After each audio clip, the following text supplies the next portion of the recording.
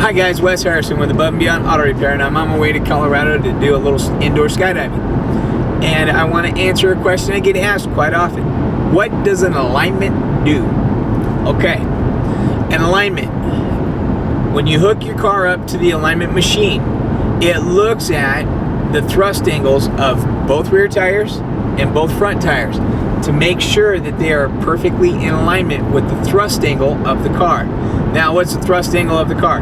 It's the center line of the car. Draw a line down the dead center of your car, and then the machine looks at the center line of the car, and then it looks at how both rear tires are they perfectly straight across? Does it make a perfect T, or does it have a little bit of a slant one way or another?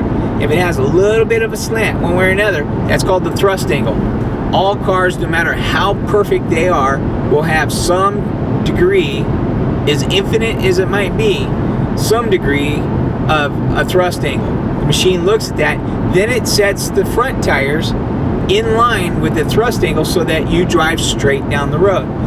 Now, a thrust angle that is way, way, way off will make a car, you can still make the car drive straight down the road, and I'm sure that you've seen this once or twice.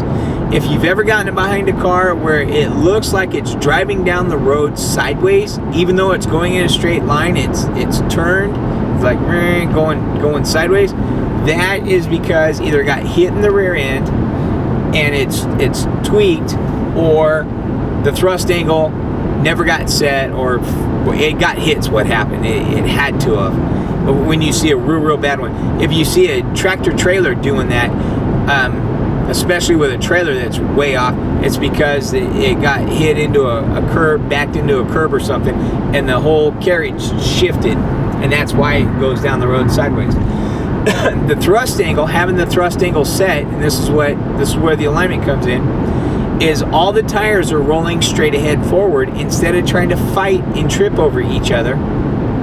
If you have tires turned into each other, they're constantly tripping over each other, and that's called toe in. Toe in is the fastest wearing angle on your tires, period.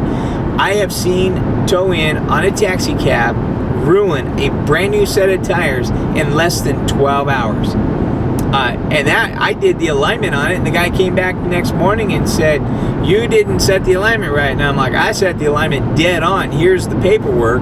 You hit the airport curb, because there's the bend in the rim and there's the white chalky stuff from the curb." As I didn't hit the curb. Well, come to find out, his brother-in-law hit the curb, and that's what happened. I mean, he finally fessed up because I had the proof. I worked at a place with a big F. Rhymes with Flintstone when that happened, and they were accusing me of not doing it, and I'm sorry. If I say I'm going to do something and I do something, I do it right. Anyways, toe in. Toe out is the reverse. That's where both tires are angled out. That is the second highest wearing alignment angle on a car. In theory, you want the tires so that when you're rolling down the road, you want them straight in line. Well, the problem is the faster you get going on the highway, there's rolling resistance on each tire. And so it has a tendency to push the tires back.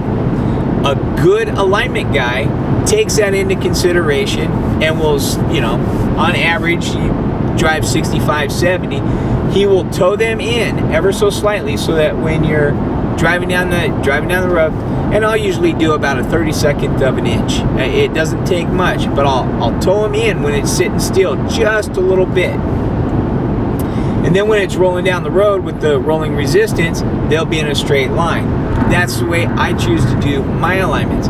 They also make a spring-loaded bar that you can put in between the two front tires that will simulate rolling resistance, and you can set the alignment that way.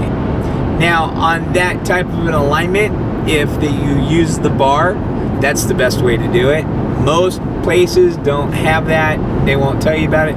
So I just ask them, hey, do me a favor, don't set it at 0. Set it just ever so slightly in, toe in, just a hair, because I do most of my driving on the highway anyways. The other thing an alignment does is it keeps from wearing out your tires.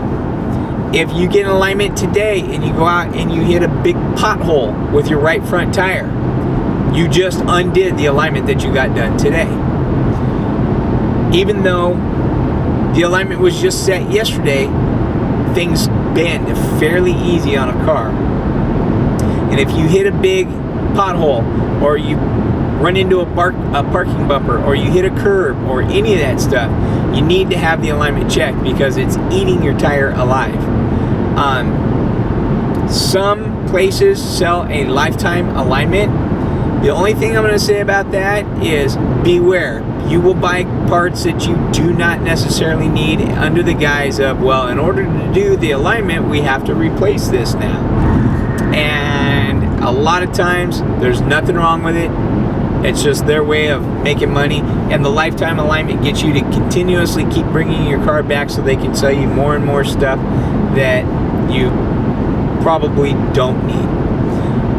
Other than that, on lifetime alignment, as long as you stick to your guns and say, okay, thank you for bringing that to my attention, why don't you show me the defective part?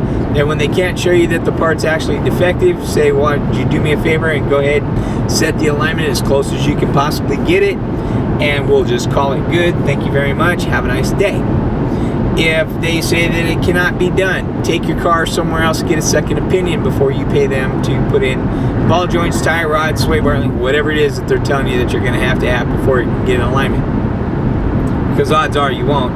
Then you can take that paper back and say, look, it's all fixed. Here, go ahead and do the alignment now.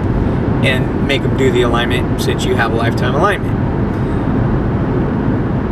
If you have any questions about what I just talked about, please give me a call, 816-453-8282. I'm Wes Harrison, Above and Beyond Auto Repair, and you can find our contact information at aboveandbeyondautorepair.com. Thank you very much, and have a good day.